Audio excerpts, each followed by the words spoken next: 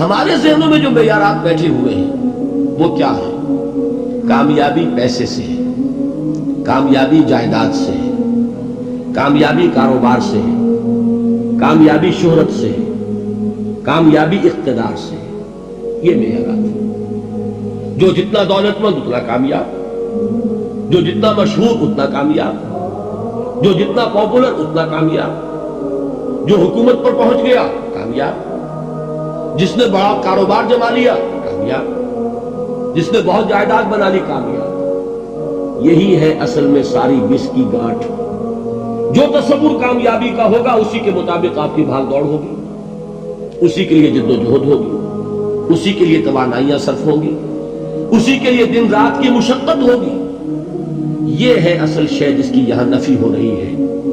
کامیابی دولت سے نہیں، کامیابی شہرت سے نہیں، کامیابی اقتدار اور طاقت اور حکومت سے نہیں، بلکہ کامیابی ہے ایمان سے، عمل صالح سے، تواصی بالحق سے، تواصی بالصبر سے. آپ غور کیجئے اس نقطہ نظر کا، اس ایٹیچیوڈ کا، یہ جو مینٹل ایٹیچیوڈ ہے اس کا بدل جانا ہی انسانی شخصیت کے اندر انقلاب پر پڑ کرے گا. اب آپ کا نتیجہ کیا نکلا؟ اگر تو دولت سے کامیابی ہوتی تو قارون بہت کامیاب تھا، اگر حکومت سے کامیابی ہوتی تو فرعون اور نمرود بہت کامیاب تھے. کامیابی ان سے نہیں ہے. کامیابی انسان دولت میں قارون کی دولت تک پہنچ جائے اور دنیا میں دبدبہ اور اقتدار اور سلطنت اور حکومت کے اعتبار سے وہ نمرود اور فرعون کا مقام حاصل کر لے، وہ ناکام ہے، خائب ہے، خاسر ہے، برباد ہے. اور ابو ذر غفاری کامیاب ہے، چاہے ان کے پاس کچھ نہیں تھا، جھونپڑی تک نہیں تھی، کوئی گھر نہیں تھا. حضور نے فرمایا ہے اللہ کے کچھ بندے ایسے ہوتے ہیں جو کسی محفل میں جانا چاہیں تو انہیں اجازت نہ ملے، جو کہیں اگر رشتہ کرنا چاہے کوئی ان سے رشتہ کرنے کو تیار نہیں، کہیں کوئی سفارش کرنا چاہے تو ان کی کوئی بات ہی نہ سنے. لیکن اللہ کے ہاں ان کا وہ مقام ہے کہ اگر بھولے سے بھی کسی بات پر قسم کھا بیٹھتے ہیں تو اللہ ان کے قسم کی لاج رکھتا ہے. یہ ہے فرق. یہ جان لیجئے اچھی طرح. اس بات کا مان لینا آسان، اس پر سبحان اللہ کہنا آسان، لیکن اس کے مطابق آپ کے اپنے ذہن کا بدل جانا بہت مشکل. اس لیے کہ ہم متاثر ہوتے ہیں اپنے ماحول سے. وہ بڑا محل ہے، دیکھ کر ایک دفعہ جھجری آتی ہے، وہ بڑی سی 20 فٹ لمبی کار سناٹے کے ساتھ آپ کے پاس سے گزر گئی. ایک دفعہ اعصاب کے اندر ارتعاش ہوتا ہے، محسوس ہوتا ہے بڑے یہ نصیبے والے لوگ ہیں، بڑے خوش نصیب، بڑے کامیاب. حالانکہ کچھ معلوم نہیں کہ یہی سب سے بڑی بد نصیبی ہو سکتا ہے کہ یہی سب سے بڑی ناکامی ہو. اگر ذہنوں میں یہ بات بیٹھ جائے کامیابی کس شے سے. یہی وجہ دیکھیے قرآن مجید میں بارہا آپ دیکھیں اولئک هم المفلحون، یہ ہے لوگ کامیاب ہونے والے. آج یہ آپ نے نماز میں وہ آیات سنی، یا ایھا الذین آمنوا ارکعوا واسجدوا واعبدوا ربکم وافعلوا الخیر لعلکم تفلحون.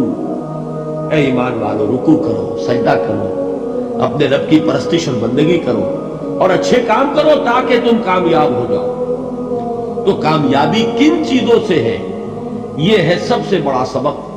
یہ ہمارے دل میں اگر بات بیٹھ جائے، ٹھک جائے، تو زندگی بدل جائے گی.